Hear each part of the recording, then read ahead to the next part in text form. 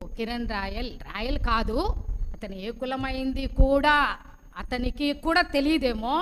ఒకరోజు రాయల్ అంటాడు, ఒకరోజు సేట్ అంటారు, ఒకరోజు నాయుడు అంటాడు, ఎట్టంటే అట్ట పిలుస్తూ ఉంటాడు.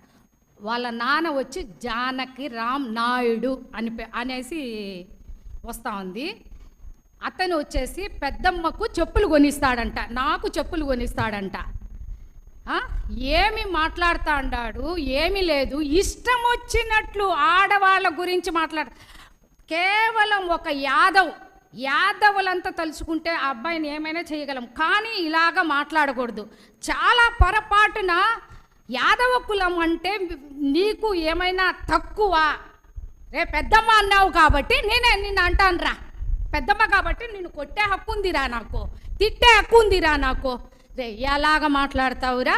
ఒక యాదవ కులస్థానికి పోయి నీకు చెప్పులు నాకు తీసిస్తావా?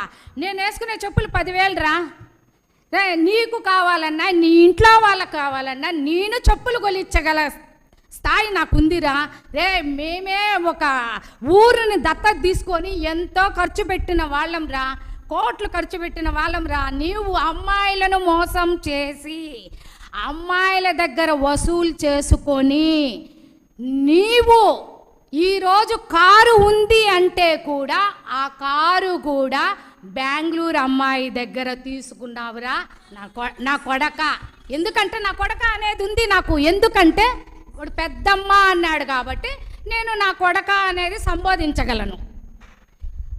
నీవు కారు అమ్మాయి దగ్గర నుంచి తీసుకొని, బెంగళూరు అమ్మాయి దగ్గర నుంచి తీసుకొని మళ్ళా ఆ అమ్మాయిని మోసం చేసి ఇల్లు అమ్మించినావు. వాళ్ళ భర్తను వదిలేయించిన పరిస్థితి నీకు. ఆ అమ్మాయి గోడు చెప్పుకొని మాకు చెప్పుకొని ఏడ్చింది. అదొకటి. లక్ష్మి ఇక్కడుండే అమ్మాయి, ఆ అమ్మాయి దగ్గర ₹1,00,00,000 పైనే తీసుకొని మోసం చేసి ఆ అమ్మాయిని రాజస్థాన్ వరకు పంపించిన వ్యక్తివి. ఆ అమ్మాయి వచ్చి మాకు చెప్పుకొని ఆ అమ్మాయి ఇంటికి ఓదార్పుగా మేము ఇంటికి వెళ్ళి కూడా ఓదార్చినాం. ఆ అమ్మాయిని తిప్పినాడు. చాలా ఎన్ని పాపాలు చేసినాడో అది మాకు తెలుసు. ఎంతమంది అమ్మాయిలు ఉసురు ఉందో మాకు తెలుసు. ఇంతమంది మోసం చేసి ఆ డబ్బులతో నువ్వు ఈరోజు నీకు చెప్పులు కొనిస్తాను అంటావా?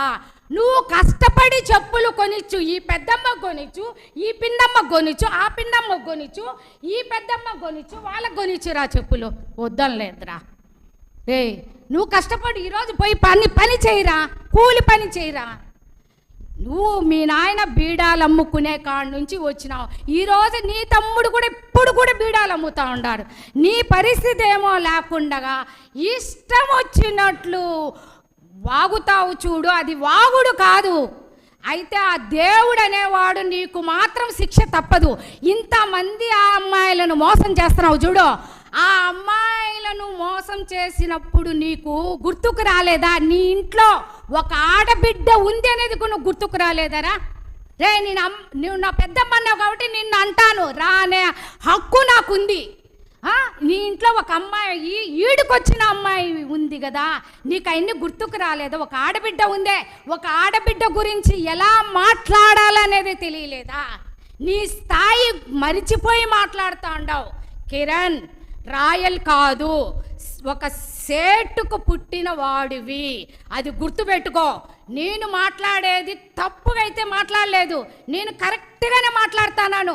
నీ బ్యాక్గ్రౌండ్ అంతా ఈరోజు నిన్న నువ్వు మాట్లాడినావు నా గురించి, ఈరోజు 20 మంది మీ జనసేన వాళ్ళే మాకు ఫోన్ చేస్తున్నారు. ఇలాంటి వాడు కిరణ్, వాడు రాయల్ కాదు. ఒరే నీ దగ్గర ఒక సర్టిఫికెట్, నా దగ్గర సర్టిఫికెట్ ఉంది, నా దగ్గర ఏదో యాదవ్ సర్టిఫికెట్ ఉంది. మీ దగ్గర ఉందా చెప్పండి? నీ దగ్గర సర్టిఫికెట్ తీసుకురాపోరా, ఆఫీస్ పోయి తీసుకురాపో. నీకు దమ్ము ధైర్యం ఉంటే నువ్వు సేటు తెస్తావా, నాయుడు తెస్తావా, రాయల్ తెస్తావా, ఇంకా ఇంకా ఇంకా ఇంకా ఇంకా మేము చెప్పబడదు. ఏవి తెస్తావో తెచ్చి మాకు హ్యాండ్ ఓవర్ చేయరా. నీకు దమ్ము ధైర్యం ఉంటే చేయరా. ఏ కులానికి చెందిన వాడివో తెలియని నా కొడుకువి, నువ్వు పెద్దమ్మను కాబట్టి నా కొడుక అంటాను. నేను ఏ కులానికి చెందిన నా కొడుకు కాబట్టి నేను అడిగే ధైర్యం ఉంది, దమ్ము ఉంది. నేను 30 ఏళ్ళుగా కష్టపడి నీ జీవిత చరిత్ర అంతా మాకు తెలుసు. 30 ఏళ్ళ కష్టపడినాం పార్టీలో. మమ్మల్ని మాట్లాడేది. సినిమా హాల్లో టికెట్లు అమ్ముకునేవాడివి, మీ నాయన బీడాలు అమ్ముకునేవాడు, ఇప్పటికీ నీ తమ్ముడు అమ్ముకుంటా అన్నాడు. నువ్వు పైన కొండపైన టికెట్లు అమ్ముకున్నావు. నీ జీవిత చరిత్ర ఇది. ఈ ప్రెస్ క్లబ్కు ఆడవాళ్ళని విమర్శించేవాడివి ఎట్టా వస్తావు? దొండకాయ కిరణ్, నువ్వు ఇలాంటివి ఒక ఆడమనిషి గురించి చెప్పులు కొనిస్తాను అని అంటావా? నీ స్థాయి ఏది?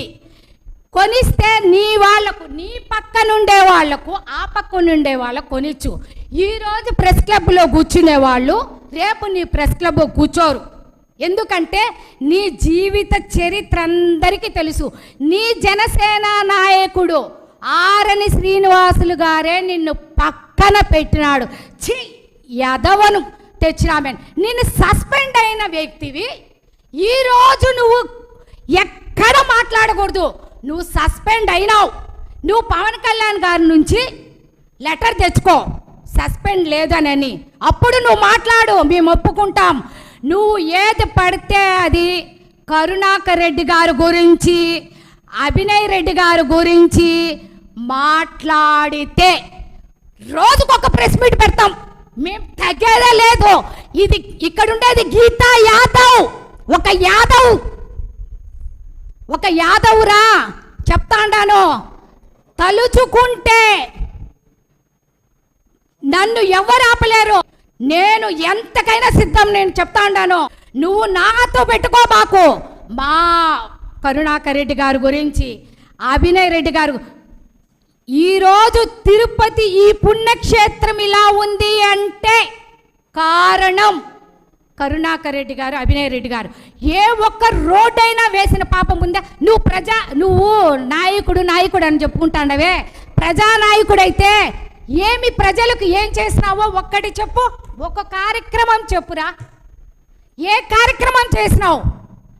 మా వాళ్ళని విమర్శించేటప్పుడు ఇట చూసుకో, నీవెన్ని వేళ్ళు ఉన్నాయని చూసుకో. నువ్వు విమర్శించే స్థాయి, హక్కు నీదైతే కాదు. ఒక్క ప్లాట్ఫారం గాడివి.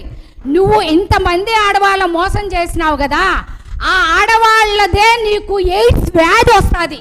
ఎయిడ్స్ వ్యాధి ఖచ్చితంగా వస్తుంది నీకు. నేను చెప్తాను, ఒక ఆడబిడ్డగా చెప్తాను, నీకు గ్యారెంటీగా వస్తుంది. నీకు తగులుతుంది కూడా మా ఉసురు. ఈసారి నువ్వు కరుణాకర్ రెడ్డి గారి గురించి, అభినయ్ రెడ్డి గారి గురించి, మా యాదవులుగా మమ్మల్ని గురించి మాట్లాడితే రోజు వస్తాం ప్రెస్ మీట్కు. రోజు నీ గురించి మాట్లాడగలము. జగన్మోహన్ రెడ్డి గారు మాజీ సీఎం. ఏం మాట్లాడుతున్నావురా?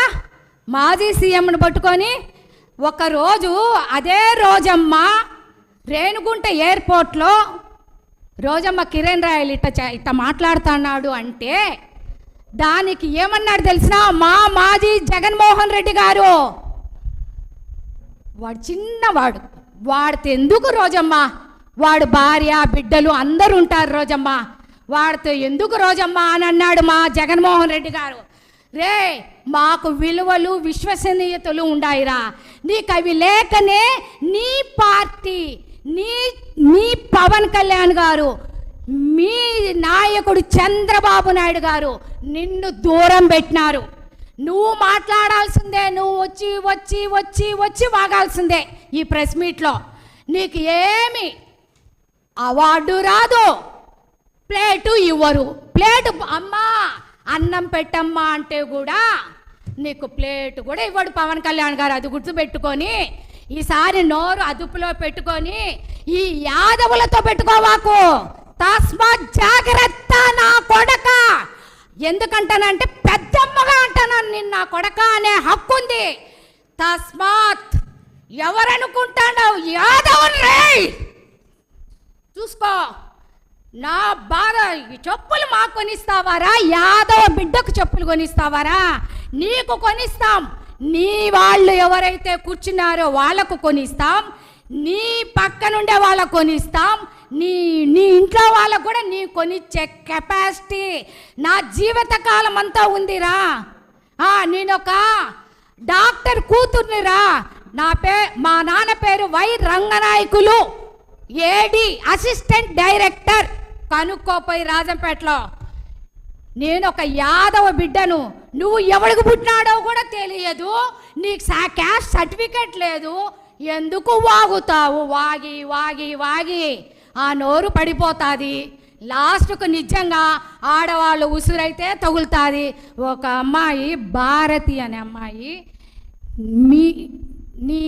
నీకు భారతి అమ్మాయి భర్త వచ్చేసి ఒకరోజు చెప్పుకొని ఏడ్చింది.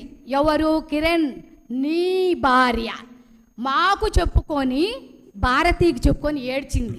ఏమని? నన్ను అదో అక్క, గీత అక్క తిడతా ఉంది, రోజు తిడతా ఉంది, అట్ట అక్కకు చెప్పు అంటే నేను ఒకటే చెప్పినాను, ఆ అబ్బాయి తిట్టకపోతే, ఆ దొండకాయ తిట్టకపోతే మేమెందుకు తిడతాం? మేము తిట్టాం, వాడు తిడతాడు కాబట్టి మేము కౌంటర్ ఇస్తాము, కౌంటర్ ఇస్తానే ఉంటాం. వాడి జీవితకాలం అంతా ఈయనే, మేము జీవితకాలం అంతా కూడా ఇస్తాం. ఆ రాస్కెల్కు, స్కౌండర్కు కౌంటర్ ఖచ్చితంగా ఇస్తాం. హూ ఆర్ యూ రా? నువ్వు ఎవరు రా నువ్వు అసలు? యాదవ మా గురించి, యాదవులంటే నిన్ను ఒక్కసారి మొత్తం తిరుపతి మొత్తం కలుపుకొని నిన్నేమైనా చేయగలం, అది గుర్తుపెట్టుకో. యాదవులతో ఆడుకోవద్దు చెప్తాను. తస్మాత్ జాగ్రత్త, దొండకాయ కిరణ్.